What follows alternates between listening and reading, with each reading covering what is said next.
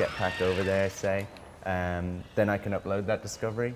I can name it, right? And I'll get some money for doing that. So if you look in the top left-hand corner, over on the left-hand side of the screen, you've got a number and then a little U symbol, and that's the number of units that you have. So that's your currency in No Man's Sky. Got it, okay. And you use units to buy new ships, buy new weapons, right? The ships and the weapons are procedurally generated as well, so there's like literally hundreds of thousands of different kind of variants of ship and weapon that you can discover, right? Your ship there looks pretty cool already, but what is that, a low-level ship? Is that a high-level ship? So this is probably a low-level fighter ship, I would say. It's actually got a really good cargo space, but not great weapons. Got it. So if I discover a planet, or I discover a creature or something like that, then I can upload it. I'll get some money for that. And depending on how hostile the planet was, how hard it was to find, or the same goes for a creature, then I'll get varying amounts of money for that, right? When I do, I name it, I'm uploading it to this Atlas, which is a central computer. Got it. That, is that all players can access that? That all players can access. So something was just attacking me there. And that's this little ghost. What's his problem? Doesn't he know What's his problem? Doesn't he know I'm trying to demo? You're just a nice explorer. You're not doing anything. If I oh my goodness. If I don't want to kill him, I can shoot at the ground. I can kill him if you want. Well, I guess you offered, so he's got to die. So that's another way you can play the game. You can just, not come in peace, and you can kill all the creatures, right? But when you do, you'll find that people don't like you so that much. One's smart. He ran away. He's running away now because I have shot some creatures, and they do remember that. But it's drawn some attention. So this is the Sentinel, and he saw me doing it. And you can see in the top right-hand corner of the screen, I've got a wanted level. That's what that is. Okay. So now I've got a 2-star wanted level. You are really pissing this planet off, Sean. So basically, from all over the planet, these Sentinels will now start making their way towards me. And how can we get rid of the wanted level? So by evading them, so I could fly out into space. A little Grand Theft Auto-esque in that regard. Yeah, luckily they haven't patented that particular mechanic, so we can steal it. No, it makes sense. Basically, this universe has rules. Yeah. Actually, these Sentinels are a race of self-replicating robots, right? You totally violated the Prime Directive on this planet. So they are now getting a bit more troublesome, and I'm probably not going to survive for very long. So, and this is all. None of this had to happen. It started with a goat. It's all my fault. You made that choice. This is 100% my fault. It escalated quickly, right? Sure did. It sure did. So, all right, we've respawned. Is there a penalty for death, or in the sense of? So the discoveries I've made, the resources I've gathered that I haven't uploaded, or the resources that I haven't stowed or sold on, they're gone now. What? It's really hard to listen to you because I just keep looking around. I don't want to hear that right now. It's really hard to listen to me. My eye just keeps being caught by other interesting things going on the screen because it's what everyone is really latched onto. Let's avoid the goat this time. What everyone is latched onto with No Man's Sky is the sense of discovery. I'm going to shoot the ground, and he'll get scared. He's going to get scared. Right, so let's do something a bit more chilled out. Let's do it. Mine some resources. Okay. So you can see that when I mine some resources, I get with the scientific symbols underneath. Yeah. So we have our own periodic table in No Man's Sky. So we could have used the real world one, but we were worried people would learn something. So we can't do that in a video game. No, I know. So we had to create our own. No, it's our own kind of sci-fi version of the real world periodic table, right? So just like the periodic table, you can combine elements. So I can mine these elements and I can combine them, and that will create kind of new new alloys, and actually I can sell them on for more money, basically. Because all of these things that I mine, I can sell. I can sell them at trading posts like this one, so you can see other traders doing the same. And these would be other AI. Potentially they could be other players. So they're landing there, dropping off their goods. Go away, Gunny. Damn it, Run go. away. There you go. Scare him off. See ya. So yeah, they're coming to that trading post. They're trading goods with the kind of overall galactic kind of economy. Right. So I can actually be a trader in the game. I can buy low and sell high, and I could actually be really, really boring and never visit a planet. Right? I could just go from space station to space station, kind of gathering resources, buying them, and selling them. Yeah, we'll talk more about the economy later on in our Okay. month of IGN first. So yeah, another thing that I can do is I can go into my UI and I can browse through this. So you'll see that your ship, your weapon, and your suit, they all have an inventory. And in that I can install technologies, which are kind of upgrades.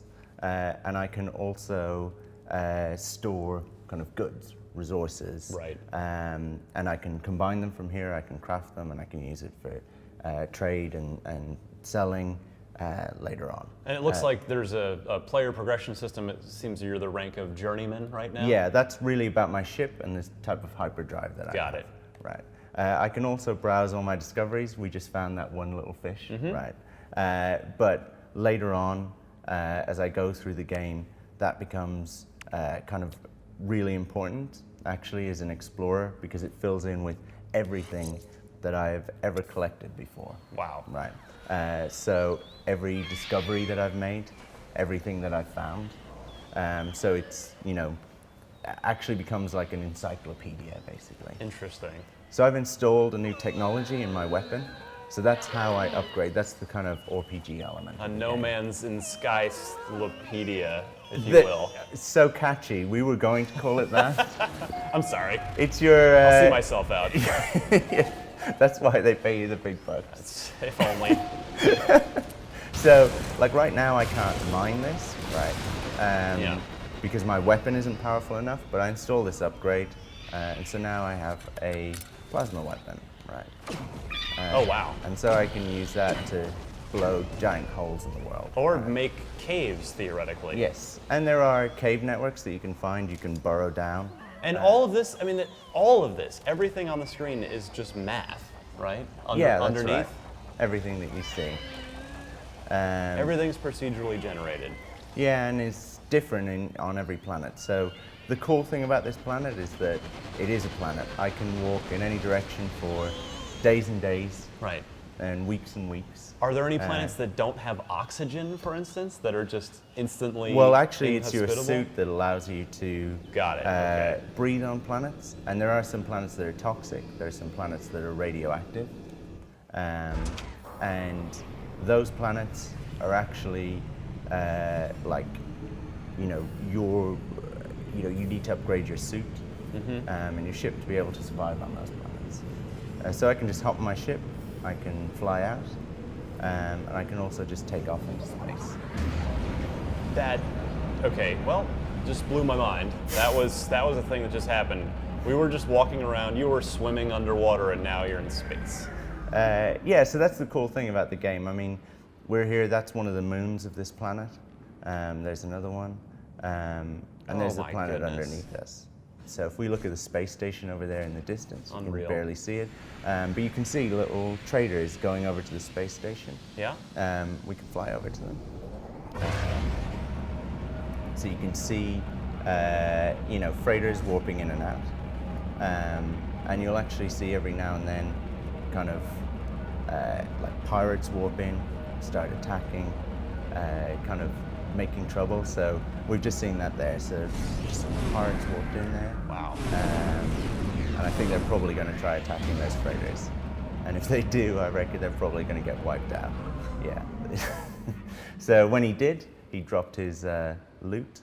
Oh, look at that. And you can just swoop right in. I can just swoop in and grab it. So you can kind of play as a scavenger. Yeah, how are some of the pick different things up. ways you can play the game? Like, for instance, purely exploration, purely Yeah. for scientific discovery, Yeah. purely and for combat. you can absolutely play for combat, and that's a really popular way to play the game. So you can be a trader as well, but playing for combat, you would, typically either start attacking ships like that and join in with those pirates, and maybe stand a chance of taking down a freighter. And if you take down a freighter, or even try and take down a space station, if you manage to achieve that, that is a huge achievement, and will net you a lot, basically. That is kind of a real windfall, but you're going to probably get into a lot of trouble trying to do that. You'll draw a lot of police attention. So it's quite a big intergalactic crime, if you will. So I'm preparing to be amazed again. You are so now approaching the atmosphere of the moon, of this particular moon, coming in. And you can see that even from the distance, you can see these, these mountains, these rocks, these formations, and I can just now press triangle and land. This is literally the most open world game of all time. Was open universe, I guess. Those moon dinosaurs are a little intimidated by you. As they should be. They've heard what I did to that ghost. The word gets around the galaxy fast. Yeah. And so these crystals that you find there on a lot of planets, they're not actually worth that much, but when you start off in the game, they are like a way to earn some money easily. And actually destroying these doesn't really grab the attention of the Sentinels. If you were to mine a planet really heavily, then that would, that causes a lot more trouble. So let's just, if we do a quick scan, we can grab some of these creatures. And you'll also see a bunch of points of interest light up around the planet. So these are all places we could go and visit. They will be, some of them will be ancient relics, some of them will be actual like trading posts, kind of shops where you can get things, and maybe find new weapons, buy new weapons, and some of them are just kind of random drops of stuff. So earlier you mentioned discovering things and getting to name them. So if you discovered these little baby dinosaur things, you could have named them Shaunosaurs, and then it would be that way for everyone who ever finds them? I could have named them Shaunosaurs, yeah. And I could, go across the galaxy just naming everything after myself, if I so wish. Yeah, why not? So I can also just, once I'm out in space, I can hop into the galactic map. Oh my goodness. Okay. So everything that we've just seen is actually one planet and some of its moons. So we haven't even touched on what a solar system is, but every one of these is a solar system. Every one of these points of light is a sun that has its own set of planets, planet-sized planets that have creatures, life, and everything else. Might some of them be light 24/7 or dark 24/7 or? Well, actually, if you fly down to the dark side of a planet, then it will be nighttime. If you fly down to the light side of a planet, it will be daytime, and halfway in between, it will be kind of dusk or whatever. And they're all like spinning on their own axis and things like that. So that's what causes day to turn to night. Wow. So normally, I would only be able to reach the planets nearby me, those ones that are joined by lines, with my current hyperdrive. But given that this is kind of my build of the game and I can do whatever I want. You are literally God. Yeah, exactly. Although I can still get killed, right? So what does that say? So I can just zoom out from this and I can kind of select anyone at random. I hope everyone, I mean, this is, I've never seen anything like this in a video game before. I am having a bit of trouble comprehending what's going on because this is incredible. So that over there, that's the center of the galaxy.